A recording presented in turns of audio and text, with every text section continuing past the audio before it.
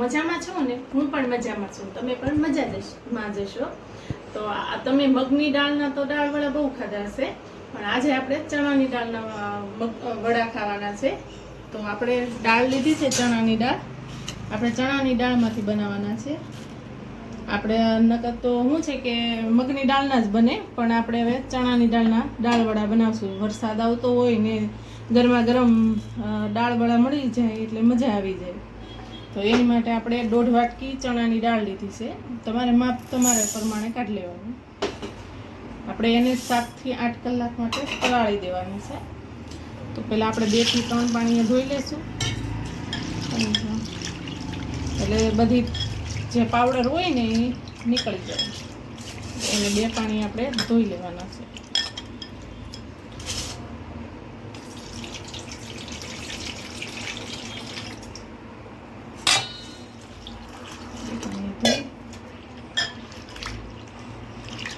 આપણે શું છે કે મગની દાળના જ બનતા હોય, તો આપણને એમ થયું કે આજે આપણે ચણાની દાળમાં કોઈને પણ બનાવવા હોય તો ઇઝીથી બની જાય.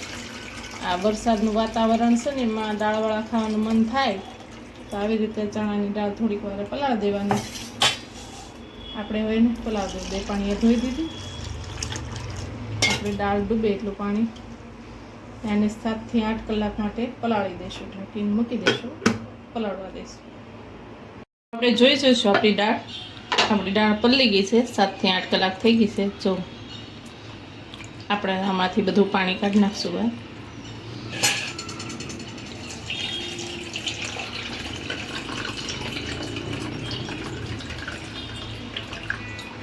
પાણી બહાર કાઢી લીધું છે. હવે આપણે એને પીસવાની છે.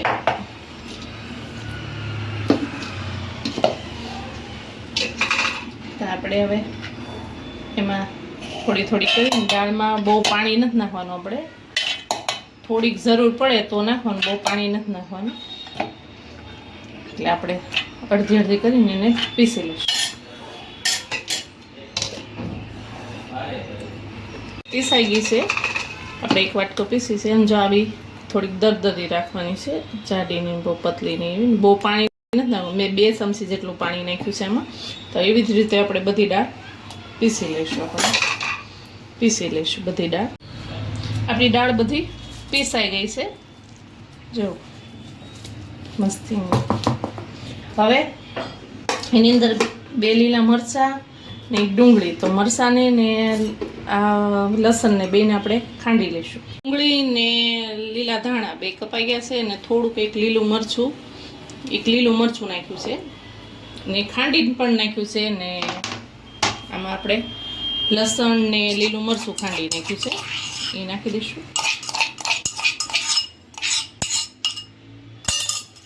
પછી આપણે આ આદુનો ટુકડો લીધો છે, એને આપણે ખમણી નાખશું. એવી રીતે આપણે ખાંડ્યો નથી, એને ખમણી નાખ્યો છે. થોડાક અજમા છે, એ આપણે મસાળી નાખી દઈશું.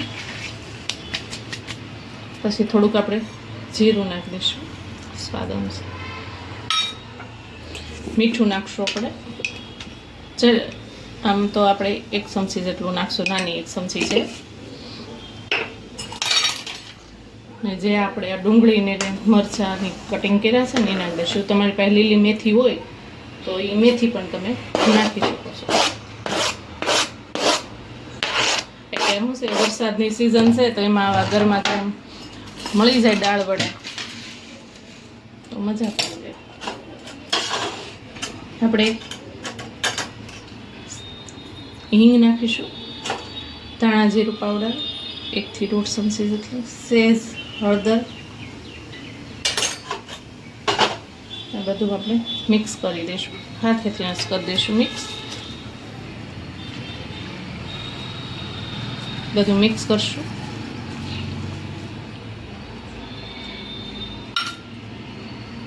ને આપણે 1 ચમચી જેટલો કાળા મરીનો પાવડર નાખીશું. બધું કરી દઈશું મિક્સ. ને સાઈડમાં તેલ પણ ગરમ કરવા રાખી દીધું છે. બધું થોડીક વાર આપણે એને હલાવી નાખીશું. બધું મિક્સ થઈ ગયું છે. હવે એમાં થોડો કમથો આપણે ખાવાનો સોડા ને એની ઉપર આપણે લીંબુ નીસવી દઈશું એટલે એક્ટિવ થઈ જાય.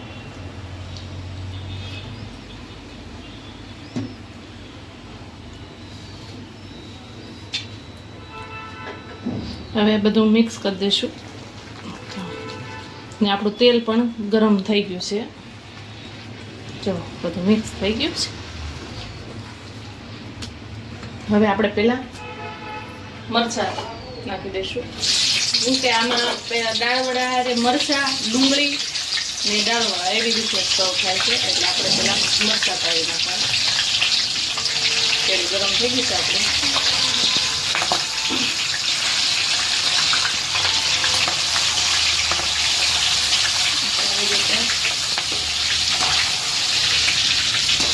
કાઢી લઈશું.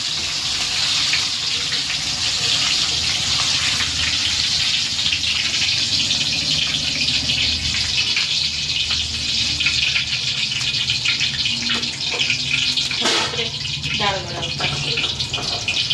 એમાંથી આપણે તમારે જવળી સાઈઝના ઉતારવા હોય જવળી સાઈઝના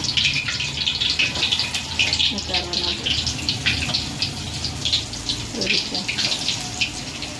આપણે મગની દાળના બનાવીએ એમ આપણે આ ચણાની દાળના બનાવવાના. ખાવામાં લાગે છે એકદમ ટેસ્ટી ને આવું ઝરમર વરસાદ આવતો હોય ને એમાં આપણે દાળવાળા મળી જાય એટલે મજા પડી જાય.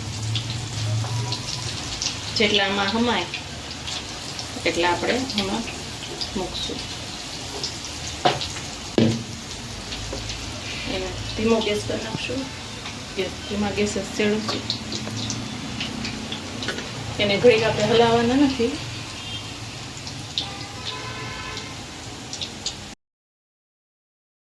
હવે એને આપણે બહાર કાઢી લઈશું. આવો કલર થવા દેવાનો મસ્ત ગોલ્ડન એવી રીતે બધા આપણે બહાર કાઢી લઈશું. નાખશું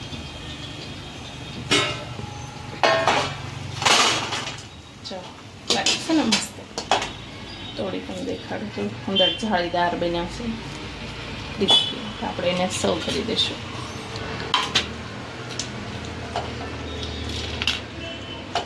હાલો બધા દાળ વડા ખાવા.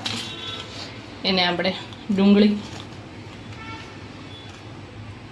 સાથે લીંબુ ને મરચાં ગરમા ગરમ તળેલા.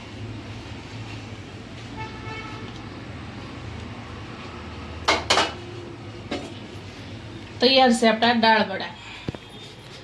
તૈયાર છે આપણા દાળ વડા. જો તમને મારી રેસીપી સારી લાગી હોય તો લાઈક કરો, શેર કરો, સબસ્ક્રાઈબ કરો. ભલે મિત્રો, બાય.